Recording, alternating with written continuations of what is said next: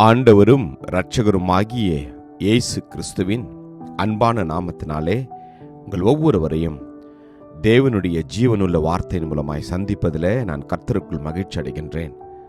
லூக்கா 1:32.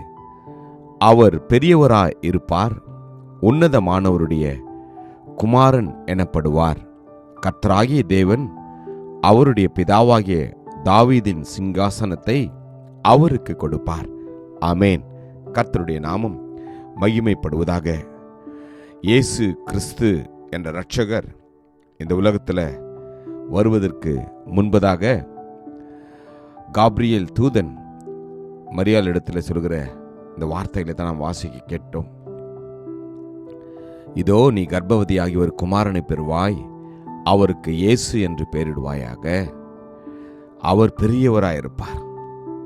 ஆம், உலகத்தில் உள்ள எல்லாரை காட்டிலும், எல்லா தேவர்களை காட்டிலும் இயேசு கிறிஸ்து என்ற இரட்சகர், அவரே தேவன், அவரே ஆதியும் அந்தமுமானவர், அவரே துவக்கமும் முடிவுமானவர், அவரே அல்பாவும் ஒமேகாவுமானவர்.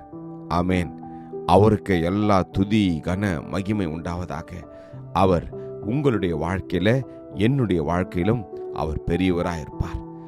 அவர் பெரியவராய் இருக்கிறபடினால நீங்களும் நானும் அவரை துதிக்க கடமைப்பட்டிருக்கிறோம்.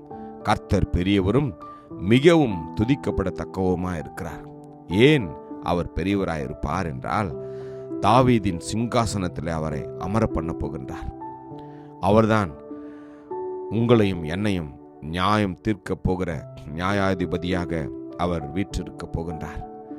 அவர்தான் உங்களுக்காகவும் எனக்காகவும் இரத்தத்தை சிந்தினவர். அவர்தான் உங்களுக்காகவும் எனக்காகவும் தன்னுடைய ஜீவனை கொடுத்தவர்.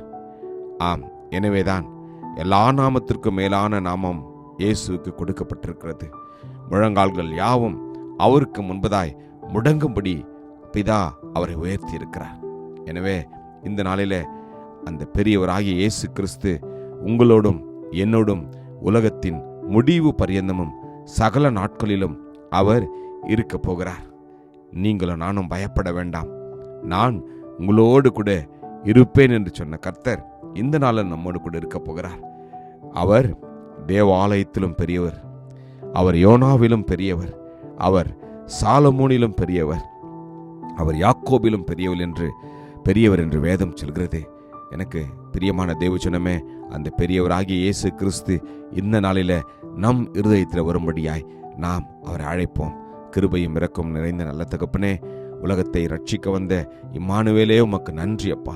நீர் பெரியவர், அதனால் நீ பெரிய காரியங்களை செய்வீரப்பா. இந்த நாளிலே யாரெல்லாம் அப்பா கர்த்தர் எங்களுக்கு இந்த அற்புதத்தை செய்ய வேண்டும் என்று ஜெபித்து கொண்டிருக்கிறார்களோ, அவர்களுடைய வாழ்க்கையில் நீர் செய்ய போகிற அற்புதத்திற்காக உமக்கு நன்றி அப்பா.